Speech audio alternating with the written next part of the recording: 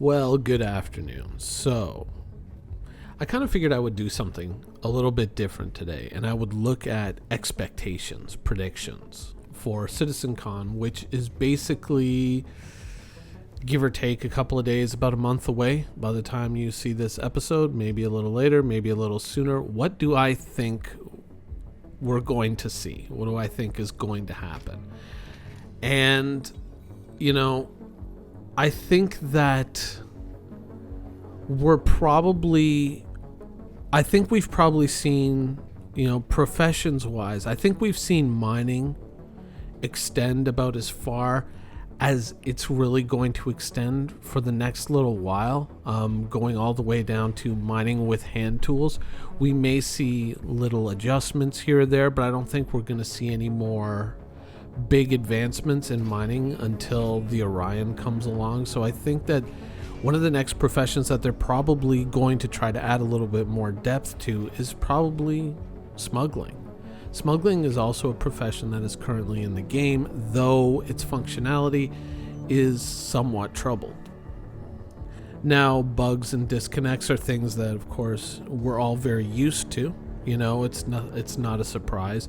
But I think that much like mining, I think CIG is going to kind of double down here in terms of professions, and they are going to try to work a way to smuggle things past authorities while you're being scanned. Now, of course, it would be a lot easier if we had the Mercury Star Runner in the game already.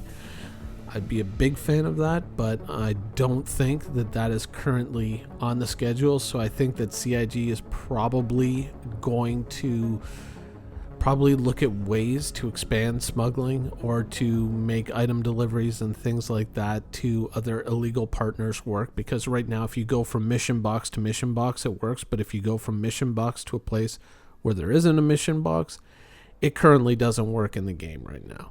So I think that you're probably going to start seeing mission boxes popping up at most of the illegal locations. So this has proven to become, quite a lucrative area to pursue for people with, not a lot of cargo space, but, some ambition and some want to go out in the universe and explore and do things like that. I mean, technically you can do these missions in an Aurora.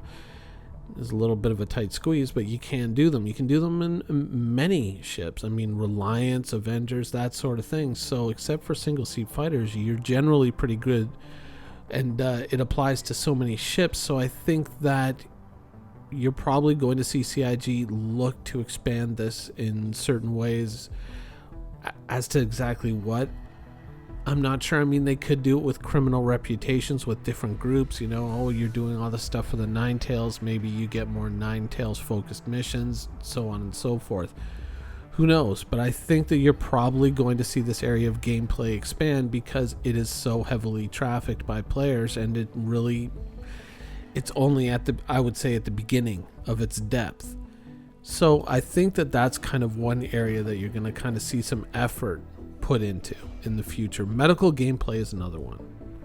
Someone made a comment on my last video, and I have to agree that the idea that, if you're in a group or you're, with a team and you go in and you do the assault the bunker or whatever, when you do those missions, if somebody gets gunned down or somebody gets shot, then they're just wiped from the group. There's no ability to kind of take them away and heal them up. And with the Cutlass Red still, lingering, supposedly, going to be delivered in the not too distant future, though once again, I have to add, we've heard that before. With that, I think that either that or some kind of a portable med kit. I don't think that there's a lot of excuses to keep medical gameplay out of the game. I mean, it has to be a part of Squadron 42 as well, right? I mean, logically, you would think that, being able to heal yourself or being able to, rescue people, because Squadron 42 has those FPS moments within the game, those levels. I have to imagine that some form of medical gameplay is going to be a part of that. And of course, that would play directly into Star Citizen. So I think that that is one of the other areas that we are going to see gameplay developments in. ships with fully implemented medical tables.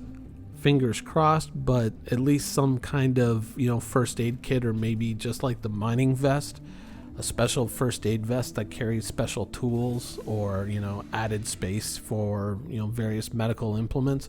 Who knows? But I think that is probably where it's going to go. Now, in the future, we'll get into a little bit more depth on these things, but those are really the two professions I think are going to benefit the most in the next little while. It's going to be medical gameplay and smuggling are probably going to see a fairly decent amount of work put into them over the next year.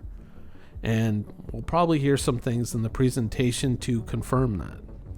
Now, you're probably thinking, oh my God, why didn't you say anything about salvaging, And as someone who owns the Reclaimer, and someone who occasionally flirts with the idea of owning the Vulture as well, like a lot of, fellow salvagers in the game, we've been burned in the past. So I'm just going to kind of say, I'll believe it when I see it.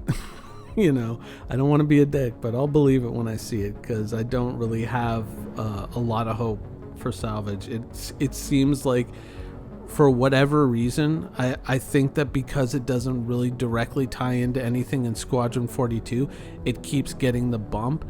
And even though I want it to be first in line for my own, for my own interests, I have to look at CIG's basic situation and the objective conditions of the battlefield that they're on.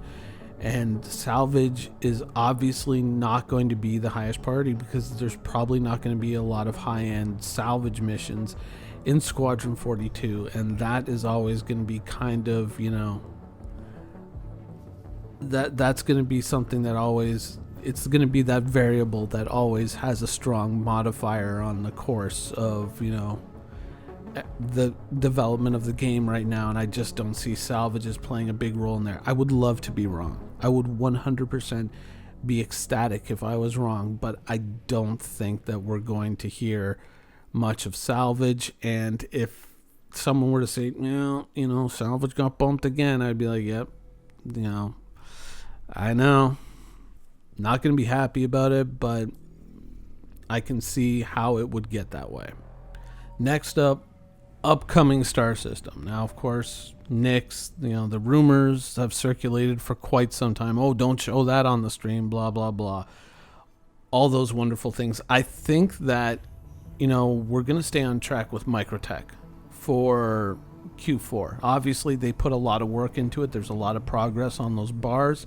It isn't something that's, a distant thing that they haven't started work on. They're almost finished.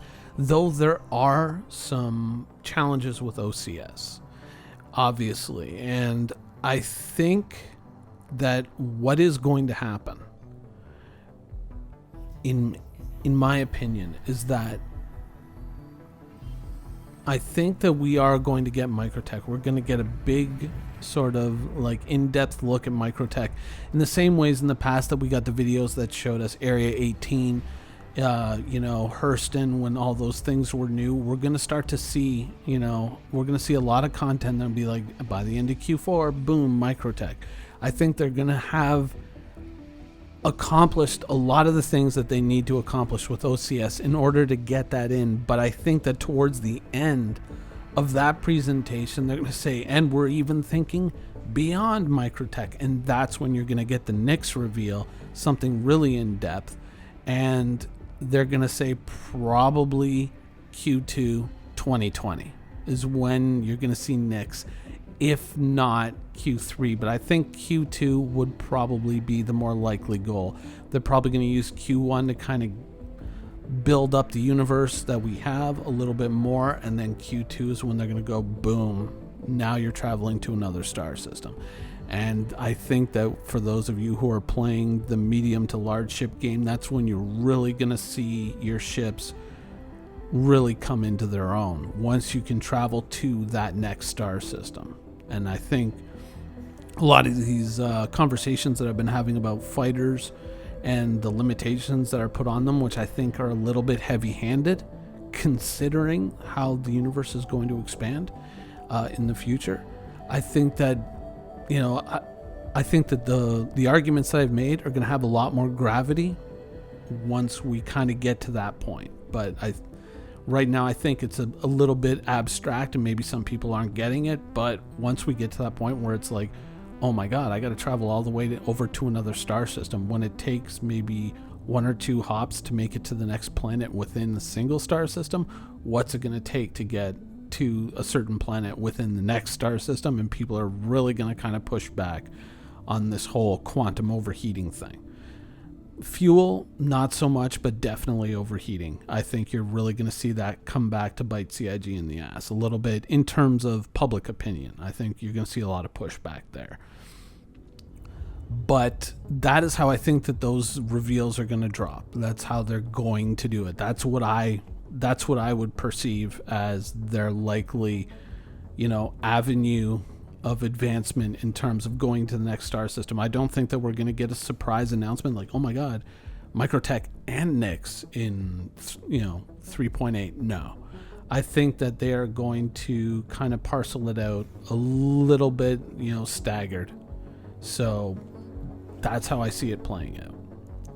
Now, in terms of permanence and persistence, I think that we're going to get the usual pillar speech and that sort of thing, and they're going to say, we're closer than ever. We're closer than we've ever been before, which, of course.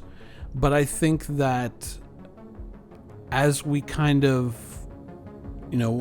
as we move forward in time and people become a little bit more like, where is it? Where is it? Where is it? As if people aren't already. But, as more and more pressure mounts, you're going to start to probably see, CIG kind of pulling back on a few things and maybe just doing what they can to try to get some form of persistence into the game universe beyond what already exists. And there is a certain amount of persistence that already exists in the game. I mean, if you're a subscriber, you know about this. You experience it every month, every time you get a new subscriber reward, whether it's a piece of armor or a gun or a t-shirt or something like that you can put on your character. I think that you're going to see, CIG maybe looking at ways to try to apply those things to your account on a more permanent basis to give gameplay a little bit more meaning, because depending on, when it suits them, they refer to, the persistent universe as a test environment, but also as a live gameplay environment. So chances are you're probably going to see CIG looking at ways to further expand permanent rewards in the game, I don't think it's going to be something quite tied into like microtransactions or money, but it's going to be something tied to actions that you take in the game. I think that they are going to take, basically my advice, and they're going to go in that direction to add a little bit more meaning to gameplay beyond what it is right now, and to take events like we recently had with the Pirate Swarm, and where you earn a badge and then you can earn a ship, blah blah blah. I think that they're going to look at other events like that they can do that allow them to attach some meaning, some long-term meaning to your gameplay in the game. So that is something that I would probably also look out for at CitizenCon. Anyways, I am releasing this video probably about a month early for any, from any CitizenCon announcements, but you know what, I just like to see what parts of this video do come out to be true. And once again, I want to hear comments and suggestions from the people who are watching this video saying, what do you think you're going to see out there? Because who knows, maybe you have better ideas than I do. That's kind of why I make these videos. Anyways, I hope you guys enjoyed it, and thanks for watching.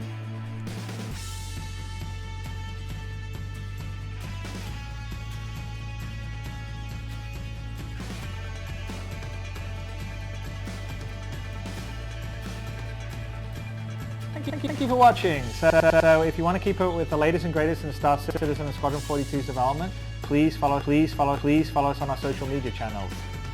See you soon.